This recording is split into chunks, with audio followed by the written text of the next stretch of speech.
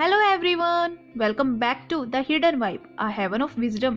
आज मैं आपके साथ एक और सक्सेस स्टोरी शेयर करने वाली हूँ। ये सक्सेस स्टोरी इंग्लैंड की है और ये मैंने द सीक्रेट वेबसाइट से ली है। आप वहाँ से इसे रीड कर सकते हो और मैं इसे कमेंट में पिन कर दूंगी, आप वहाँ से भी इसे रीड कर सकते हो। Hope you like the story. The title of the story, your wish is my command. मैं इंग्लैंड से हूँ, मेरा नाम लीनी है। I live with love of my life, our 2 beautiful sons and incredible dog. मैं अपनी स्टोरी आप सभी के साथ शेयर करना चाहती हूँ ताकि मैं अपनी स्टोरी से आप सभी को इंस्पायर कर सकूं।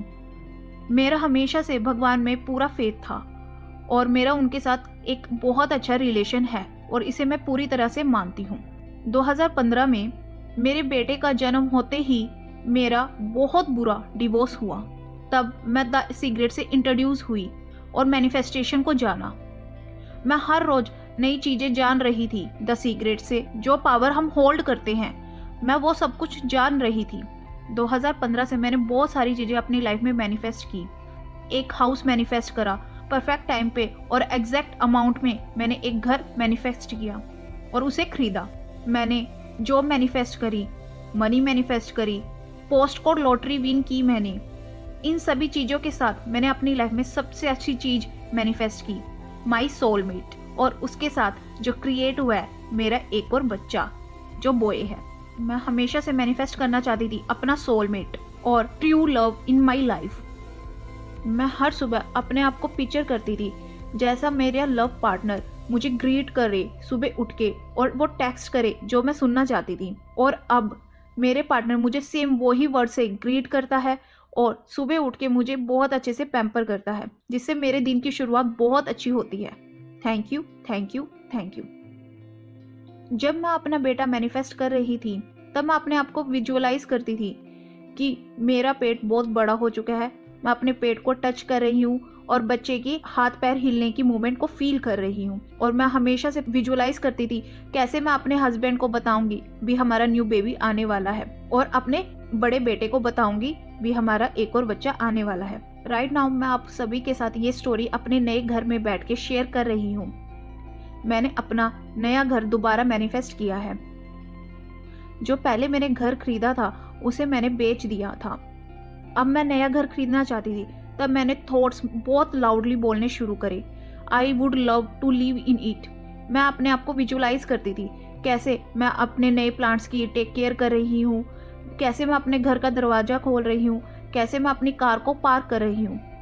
हर साल न्यू ईयर पर मैं, मेरे दोनों बच्चे और मेरा हस्बैंड मिलके एक विश लिस्ट लिखते हैं जिसके अंदर हम अपनी सारी विशेस लिखते हैं और फिर उसे एक कॉफी जार में बंद करके रख देते हैं। और हम ईयर के एंड में अपना वो जार खोलते हैं और उसमें से सभी विश हमारी पूरी हो जाती है।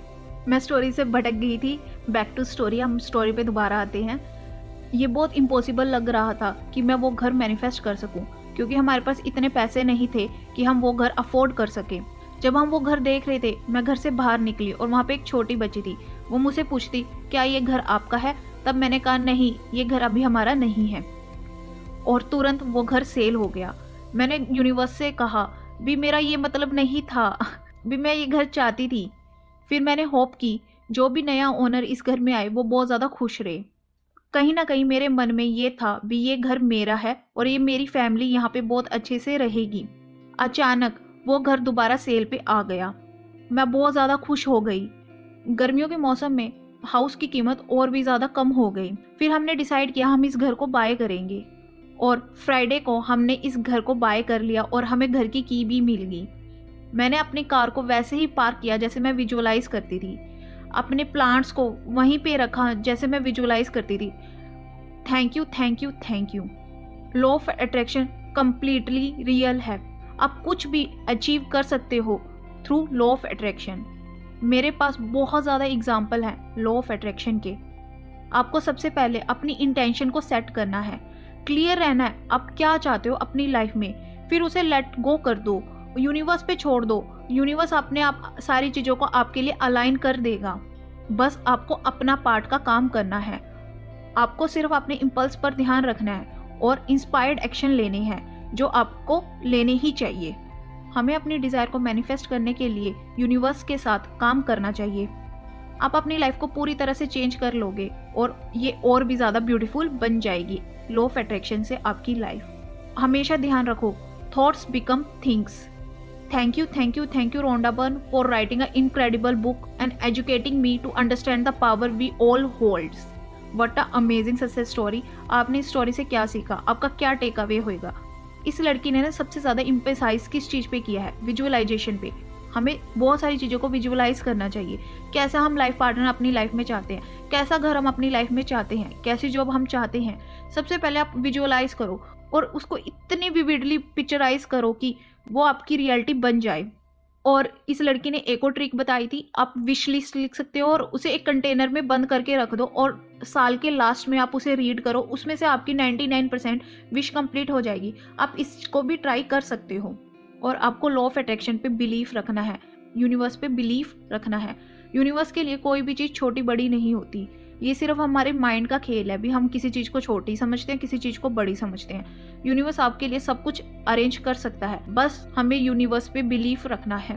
Thank you friends for liking my video and subscribing my channel. Happy manifestation.